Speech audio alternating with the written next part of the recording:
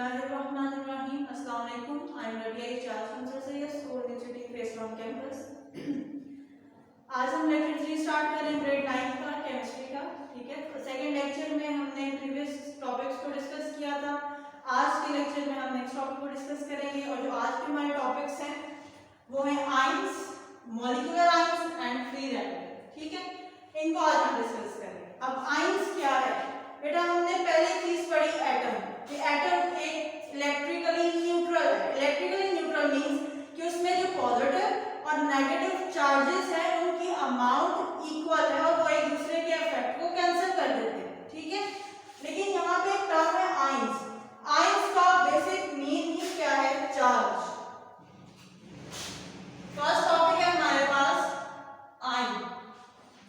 Ion क्या है? Ion is a charge species. Ion क्या आपके पास? Ion is a charge species. अब किसी भी एटम मॉलिक्यूल के ऊपर चार्ज तभी आएगा जब उसके पास या तो वो कोई इलेक्ट्रॉन गेन करेगा या वो कोई इलेक्ट्रॉन लूज करेगा। मतलब दो ही सिचुएशंस हैं, या वो इलेक्ट्रॉन्स गेन करेगा या वो इलेक्ट्रॉन्स को लूज करेगा, तभी उसके ऊपर क्या आएगा? चार्ज आएगा। और उस स्पीशीज को हम क्या कहते हैं? आयंस। अब दो तरह के चार्ज हैं, क्योंकि या तो वो लूज कर रहे हैं या वो गेन कर रहे हैं, तो दो तरह के चार्ज हैं। एक है cation and second one is anion, ठीक है। कैटआयन चार्ज होता है पॉजिटिव, एनायन चार्ज होता है नेगेटिव। अगर कोई अपने इलेक्ट्रॉन को लूज करता है, अगर कोई एटम मॉलिक्यूल अपना इलेक्ट्रॉन लूज करता है तो उसके ऊपर कौन सा चार्ज आएगा? कैटआयन। अगर वो अपना इलेक्ट्रॉन लूज कर रहा है तो उसके ऊपर चार्ज पॉजिटिव का आएगा। अगर वो गेन करने की एबिलिटी रखता है तो उसके ऊपर चार्ज क्या आएगा? नेगेटिव का। अंडरस्टैंड? पॉजिटिव चार्ज तब आता है जब वो लूज करेगा, ठीक, और नेगेटिव चार्ज तब आएगा जब वो गेन करेगा इलेक्ट्रॉन को। एग्जांपल लेते हैं सोडियम क्लोराइड का, NaCl। स्ट्रक्चर ड्रॉ करते हैं हम इसका।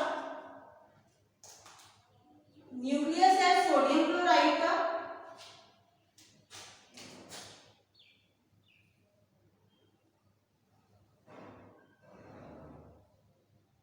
सोडियम के इलेक्ट्रॉन्स होते हैं आपके पास 11।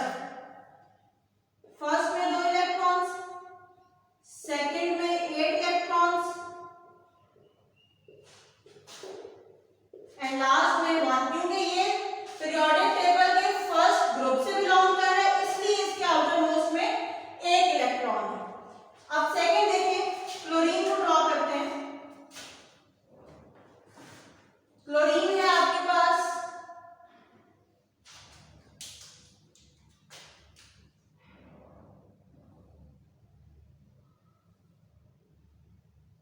17। इसके बाद नंबर ऑफ इलेक्ट्रॉन्स होते हैं। पहले में 2 इलेक्ट्रॉन्स, सेकंड में 8 इलेक्ट्रॉन्स, टोटल 10 हो गए। इट मींस 7 इलेक्ट्रॉन्स बच गए।